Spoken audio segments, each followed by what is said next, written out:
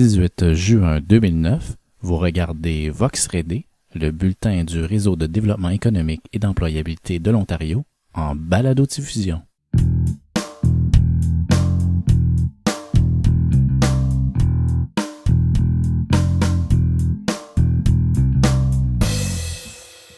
La solution, c'est justement de faire comme on fait dans le moment des organismes comme le nôtre. On fait des groupes, des ateliers sur la fraude, la crise économique. Là, ça amène peut-être beaucoup plus de dangers de fraude auprès des aînés.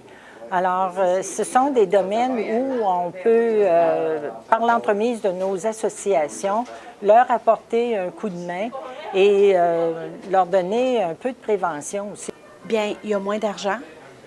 Les choses augmentent. On voit souvent le gaz, là, dernièrement, là, il est monté de 25 sous. Encore un autre problème qui nous apporte. En fait aussi, leurs enfants sont troublés dans ces temps-là aussi. Puis là, il y a à le voir les parents, par un avantage. Comme ça l'affecte seulement pas les aînés, mais tout le monde en général. Mais c'est les aînés que les enfants vont voir comme ça. C'est encore un plus gros impact sur eux. Bien, l'impact de la crise économique est multiple sur le plan individuel. Beaucoup de gens, des jeunes retraités ou des gens même qui se préparent à la retraite, et même des gens qui sont déjà à la retraite, mais qui connaissent une baisse de revenus au niveau de leurs investissements, donc au niveau de leur retraite. Là. Ça a un impact au niveau de la santé, c'est-à-dire que du stress. À un temps où ils ne devraient pas se stresser, où ils devraient peut-être vivre pleinement. Si vous amputez mon revenu de 20 % ça, c'est à peu près ce que les aînés ont perdu, si vous voulez, en valeur de leur plan de pension.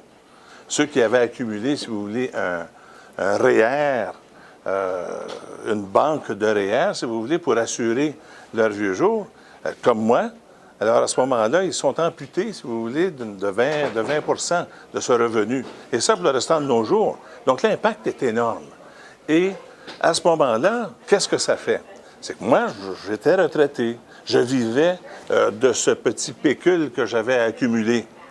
Et puis, là, tout soudainement, au lieu d'avoir 2 000 $ à dépenser, je n'en ai plus que 1 600 à dépenser. Et là, j'ai commencé à penser, je devrais peut-être retourner travailler sur le marché du travail pour compenser cette baisse de revenus, pour compenser, si vous voulez, cette baisse de bien-être.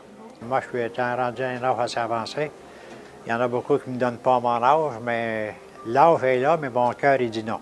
Donc, il y a toujours quelque chose. Hein? Et puis, j'ai essayé de demander des emplois, moi aussi. Puis, là, bien, on va prendre votre application, mais s'il y a une ouverture, on vous appellera. Parce qu'ils ne veulent pas le dire directement que ton âge est là.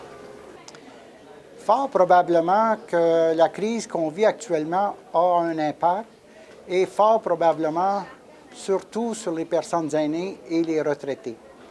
Et surtout, je dirais, moi, dans mon esprit, la clientèle d'âge qui a pris sa retraite, mais qui est inférieure à 65 ans.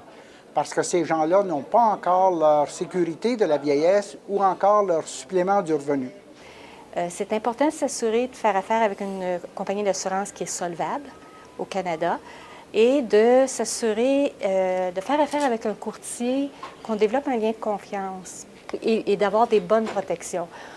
Une des protections importantes que les gens peuvent faire, c'est de ne pas s'assurer à la limite d'assurance complète, comme pour une maison, de ne pas avoir assez d'argent pour la reconstruire parce qu'ils vont sauver sur les coûts.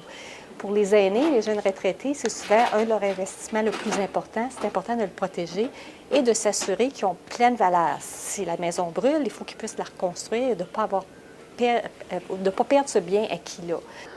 Qu'est-ce qu'on peut faire pour leur aider? Bien, je pense que la FAFO est dans une situation pour au moins maintenant pour faire réaliser au gouvernement les problèmes que ça cause à certaines personnes, puis faire du lobbying, puis mettre de la pression sur ces gens-là, au fédéral et au provincial, pour, créer des subventions pour leur aider à continuer à maintenir un niveau de vie pas excessif, parce que on ne parle pas des personnes à ce moment-là qui ont un niveau de vie extraordinaire là, ou luxueux, mais que ce soit un taux de vie raisonnable. Il y a un impact sur le niveau de revenu. Il y a des gens qui avaient planifié une retraite confortable.